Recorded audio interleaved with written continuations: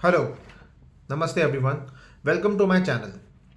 Friends, ये जो मेरा वीडियो है ये कॉन्टिन्यूशन वीडियो है मेरे प्रॉब्लम ऑफ नार्सिज्म वाले वीडियो का। और इस वीडियो में ये एक पार्ट टू वीडियो आप कह सकते हैं। एंड इस वीडियो में मैं आपको हाईली इफ़ेक्टिव स्टेप्स के बारे में, हाईली इफ़ेक्टिव मेथड्स, मेजर्स के बारे में बताऊंगा जिससे कि one can control and contain this problem of narcissism in their families. तो ये वीडियो अगर यंगर जनरेशन देख रही है तो प्लीज़ इन स्टेप्स जो मैं आपको बता रहा हूँ, ये स्टेप्स आपको क्या लगता है कितने इफेक्टिव, कितने इम्पैक्टफुल हो सकते हैं इस प्रॉब्लम के लिए। प्लीज़ इस पे अपना फीडबैक कमेंट बॉक्स में ज़रूर दीजिएगा। एंड अगर ये वीडियो एल्डर जनरेशन देख रही है, ओल्डर जनरेशन देख रही है, देन आई रिक्वेस्ट कि प्लीज़ इन स्टेप्स को आप फॉलो करने का ट्राई करिएगा। प्लीज़ अपनी ईगो को इन स्टेप्स को फॉलो करने के बीच में मत लाइएगा।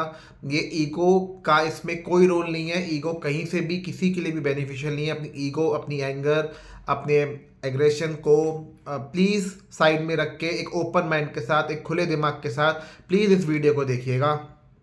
एंड ये याद रखिएगा, आपके बच्चे आप ही का प्रोडक्ट हैं। आपके बच्चे आप ही के डीएनए से कहीं ना कहीं जुड़ के बने हैं।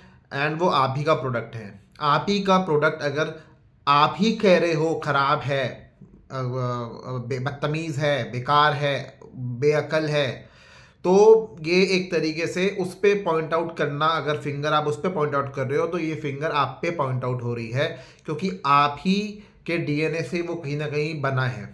सो प्लीज़ अपने बच्चों को अपना प्रोडक्ट समझिए और उनको कंप्लीटली डिसरिगार्ड मत करिए। एंड इन स्टेप्स को फॉलो करने के लिए खुली दिमाग से प्लीज़ इस वीडियो को देखिएगा। स्टेप नंबर 1, अगर आप बड़े लोग हैं तो kindly keep a bigger heart also. बड़े लोग हो, बड़ा दिल रखना सीखो।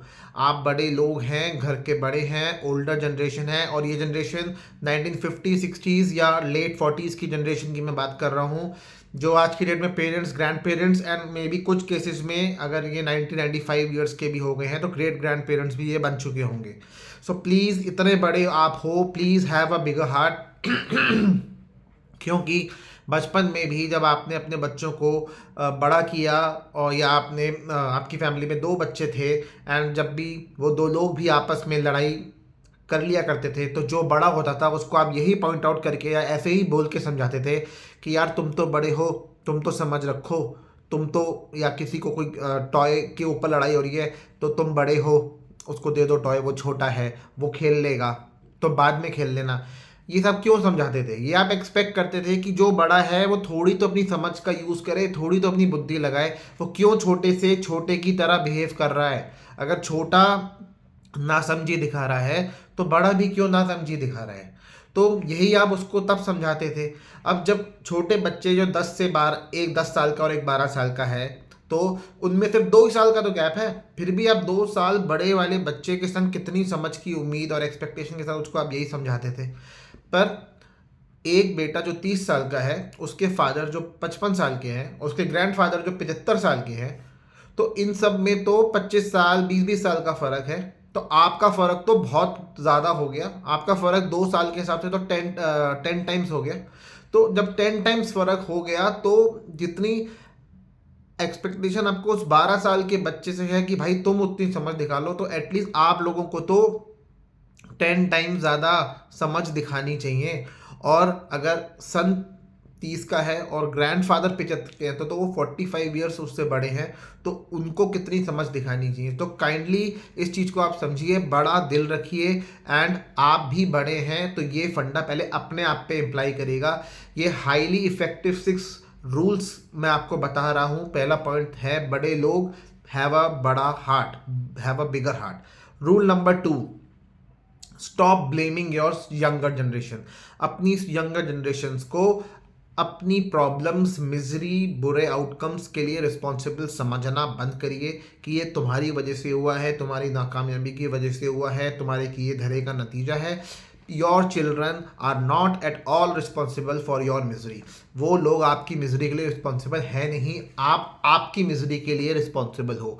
क्योंकि जब वो डिसीजंस लिए जा रहे थे जो आज की डेट में प्ले आउट कर रहे हैं, जब वो घर में डिस्प्यूट्स क्रिएट हो रहे थे, या डिस्प्यूट जो आज क्रिएटेड है, जब इनकी नींव रखी जा रही थी, जब इनके ऊपर जब इनका स्टार्टिंग पॉइंट जिन इवेंट से बना, वो सब तो उन बच्चों के होने से पहले या उन बच्चों के समझदार होने से पहले के हैं। तो how can they be responsible? वो तो आज उन डिस्प्यूट्स का या उन जो डिसीजंस तब लिए, उन डिसीजंस का वो तो आज इम्पैक्ट उन पे पड़ रहा है, जो चीज़ उन्होंने एक्चुअली में कभी ली भी नहीं। तो how can they be responsible for those problems और आउटकम्स? वो तो ये तो कोई लॉजिक ही नहीं बना। So stop blaming your younger generation for your miseries. और इसके लिए आप एक बेस लाइन ये समझो कि गलती हमेशा बड़े की ही होती है। क्योंकि इस पर भी अब मैं वही बात रिपीट करूंगा, अगर दो बच्चे लड़ रहे हैं और दोनों में लड़ाई हो गई, मार पिटाई हो गई, तो बड़े को ही गलत समझा जाता है कि तूने कुछ गलत किया होगा, तूने उसको मारा होगा, तूने उसका टॉय लिया होगा। तो इस चीज़ को यहाँ भी इम्प्लीमेंट करिए कि जो बड़ा है उसने ही गलती की होगी। तो जब उसने ही गलती की होगी तो how can you blame your younger generation? So this was point number 2। Point number 3, parents can give trauma to the children. Parents अपने चिल्ड्रन को ट्रॉमा दे सकते हैं, पर नॉट वाइस वर्सा। चिल्ड्रंस कभी ट्रॉमा पेरेंट्स को नहीं दे सकते। और ये जो लेन देन हो रहा है ना, इसके लिए जो रूल गवर्न करेगा इसको, कि exercise some control on what are you passing to your younger generation. आप अपनी यंगर जनरेशन को क्या दे रहे हो उस पर थोड़ा कंट्रोल रखो। अगर आपके अंदर कहीं से नेगेटिविटी बहुत ज़्यादा है, कहीं से ट्रॉमा बहुत ज़्यादा है, एग्रेशन बहुत ज़्यादा है, गुस्सा बहुत ज़्यादा है, तो आप वो बिना कंट्रोल के एज इट इज़ क्यों नीचे पास ऑन कर रहे हो? उसको नीचे पास ऑन करने की क्या ज़रूरत है? So parents can give trauma to the children but childrens can not. Childrens trauma नहीं दे सकते। पेरेंट्स के दिमाग का वो जो ट्रॉमा है जो वो पास ऑन कर रहे हैं, या एंगर है, एग्रेशन है, वो न जाने किस वजह से थी।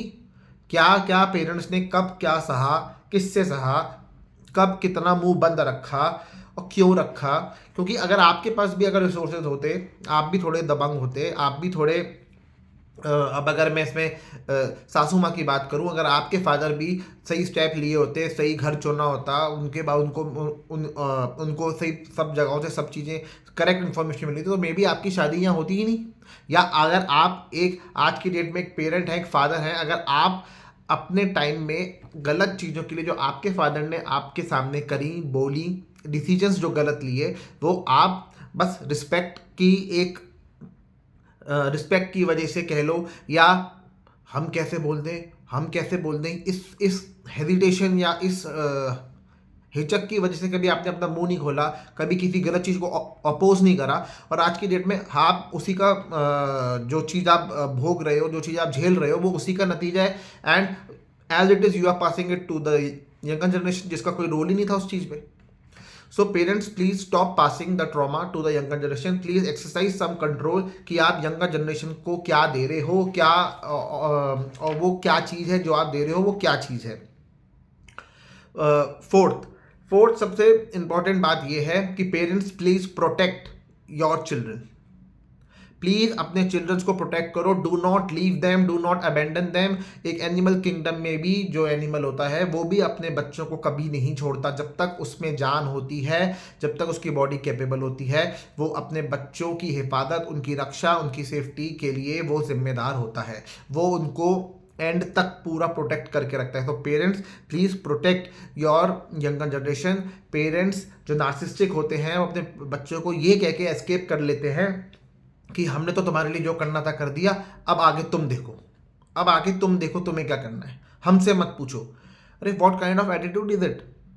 आप उन बच्चों को दुनिया में लेके आए हो यार, आप कैसे उनको एक पॉइंट पे आके छोड़ सकते हो? कैसे उनको अबैंडन कर सकते हो आप? ऐसे एनिमल किंगडम में ऐसा नहीं होता, पक्षियों में ऐसा नहीं होता। कोई भी क्रिएचर अपने यंगर जनरेशन को, अपने ऑफस्प्रिंग के साथ ऐसा नहीं करता।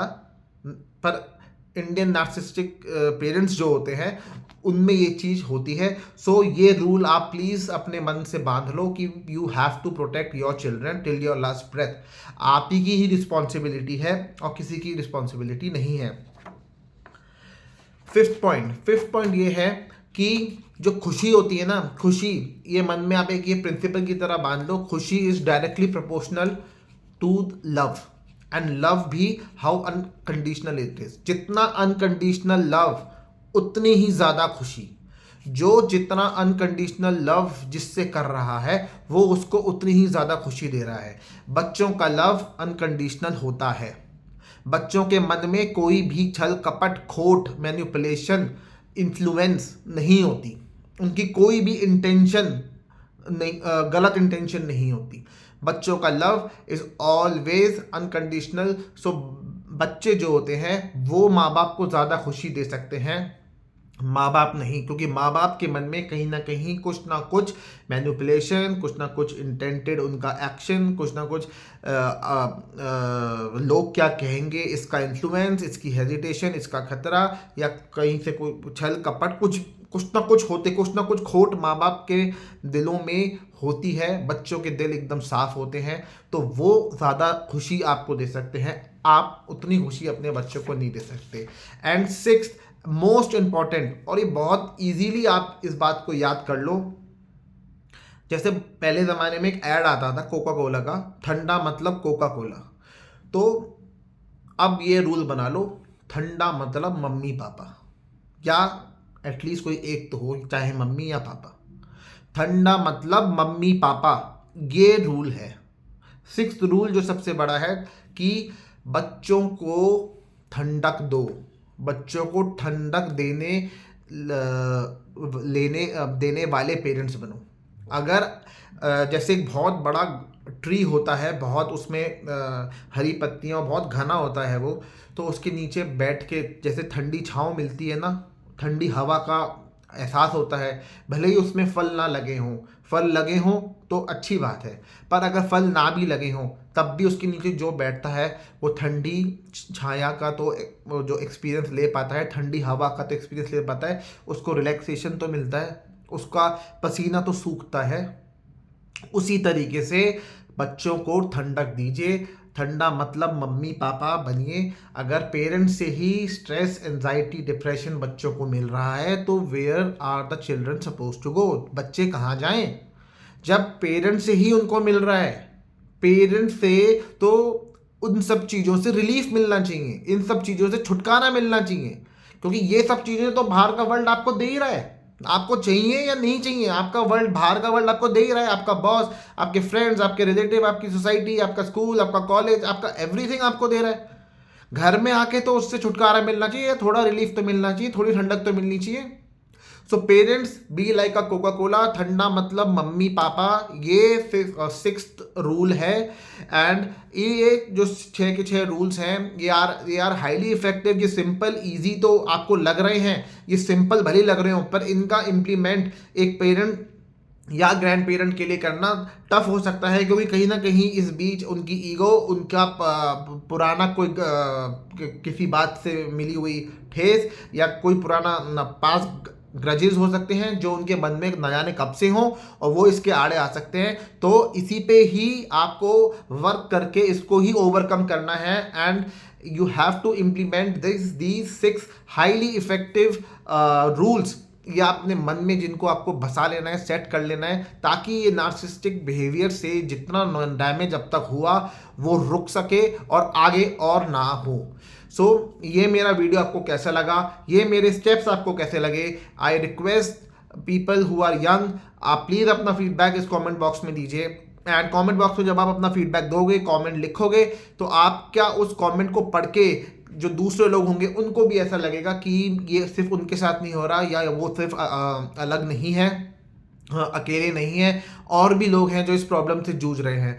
सो प्लीज़ यंगर जनरेशन, आप जो भी हो, आप जो भी इस वीडियो को देख रहे हो, प्लीज़ अपना फीडबैक इसको दो। And to all the oldies, to all the respectful oldies, with due respect, आप प्लीज़ इन स्टेप्स को फॉलो कर लो to restore happiness, harmony in your family. This is the only objective of this video. And अगर आपको इस video से थोड़ी भी अवेयरनेस, थोड़ी भी क्लैरिटी मिली हो आगे प्रोसीड करने के लिए, तो प्लीज़ इस वीडियो को आप लाइक करिएगा, शेयर करिएगा, एंड इस चैनल को प्लीज़ सब्सक्राइब करिएगा। Thank you very much.